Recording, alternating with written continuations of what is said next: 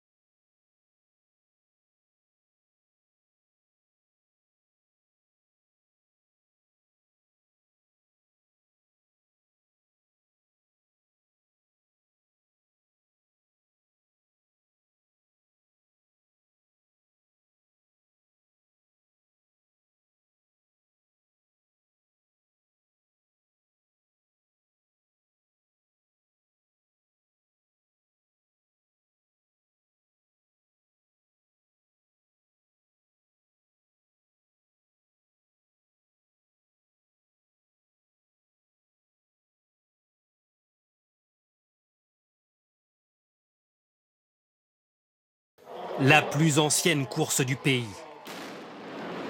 qui en quelques secondes tourne au cauchemar.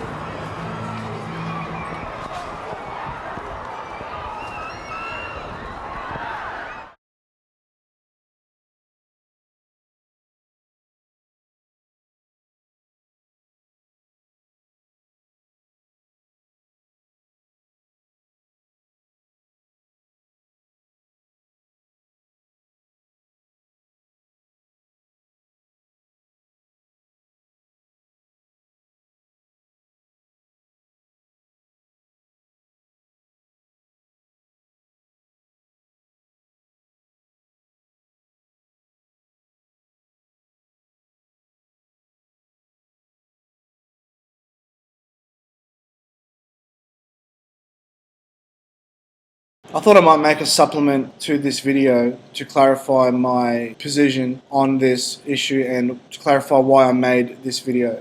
The reason I made this video is because I haven't seen either in the official or alternative narratives any mention of this oddity, of something going on with these runners at the moment of the detonation, and hasn't been covered in any of the official or alternative narrative. So it's really out there for you to see and for you to draw your own conclusions and for you to take it forward.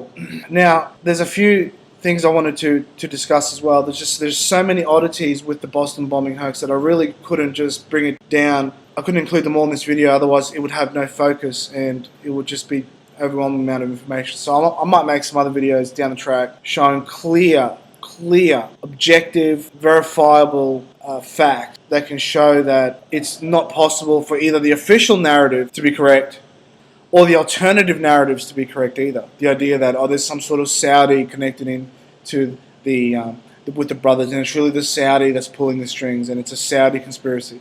Or the conspiracy that it's, military contractors, and that it's the Navy SEALs that staged this attack. Now, if I ask you, what is the color of John's car? If you think about that question, then you've actually been mind controlled.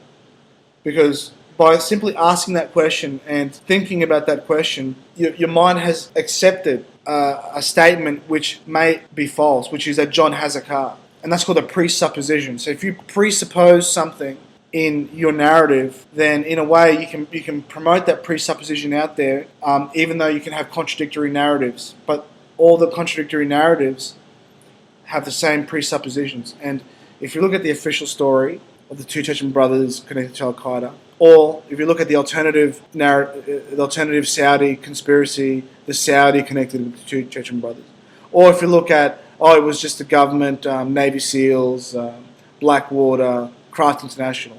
All these narratives kind of presuppose a common idea, and that idea is that a bombing happened, that there were victims, that terrorism exists, whether it's the two Chechen brothers, or whether it's a Saudi, or whether it's the government. There's terrorism out there, and there's people wanting to kill you, so you have to be afraid. Okay. Now, if you look at the evidence, I think that it's all being staged and hoaxed, either by the military-industrial complex or Mossad. These are the only real two groups that are out there in the world today that are capable of carrying out these sorts of attacks. Now, a lot of the time, the military-industrial complex and Mossad tend to work together. A lot of the times that they don't. So the question is, who was it that had their hand in it? If you look at the evidence, some days before the Boston bombings, that the Israelis flew police officers from Israel. They flew them to Boston to meet with the FBI to assist in the investigation of the bombing. So just think about that. Does it seem like the FBI would be an agency that isn't territorial, that doesn't have an issue with other agencies of government treading on its turf, and it's going to just simply open its doors to allow an Israeli squad of police to assist in the investigation? Likely they ran the investigation. The idea that Chechens would attack the US is a bit of a stretch, because Chechens are allies of Zionism and of the US. It's possible that Chechens are willingly going along with the narrative to help out the Zionist allies. What that would imply is that the Chechen brothers are actually not real, that they are themselves part of the hoax.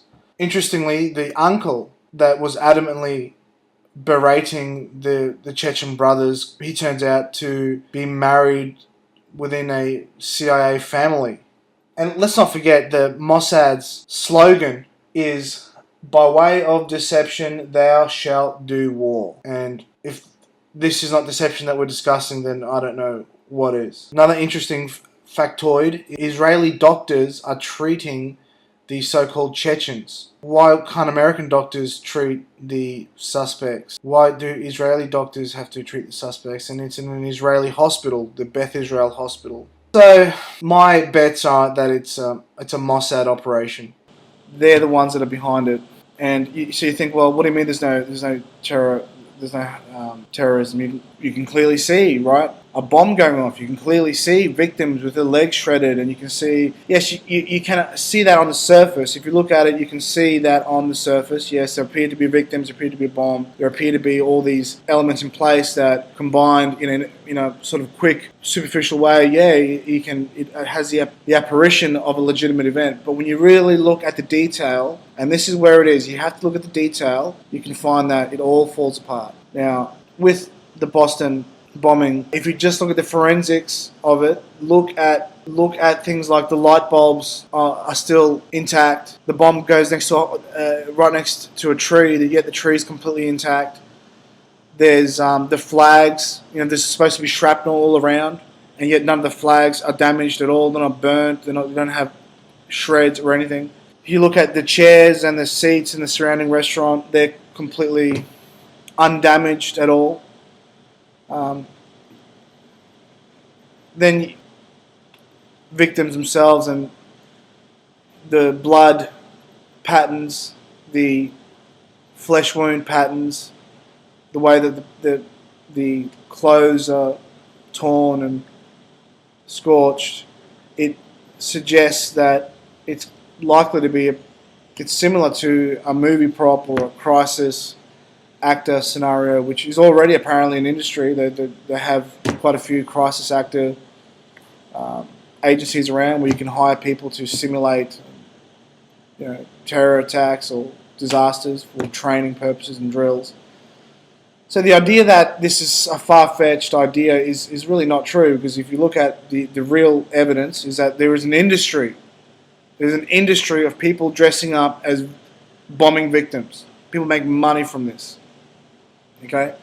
So, to go one step further to say, well, the government is using either these people or their own version of this type of industry or their own internals set up to hoax attacks, then it's possible that they can carry it out.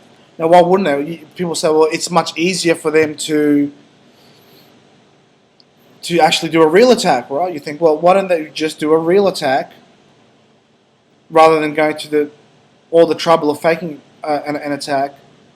Because how difficult it is. Well, the problem is if you do a real attack, then you're going to have real victims, and when you have real victims, you've got real family members. And when you have real family members, and you've got real people investigating, real people writing books, real people calling up media and pushing their grievances with politicians with many years, and it's a big headache, I would imagine, for a group that's trying to orchestrate these attacks, because they constantly have a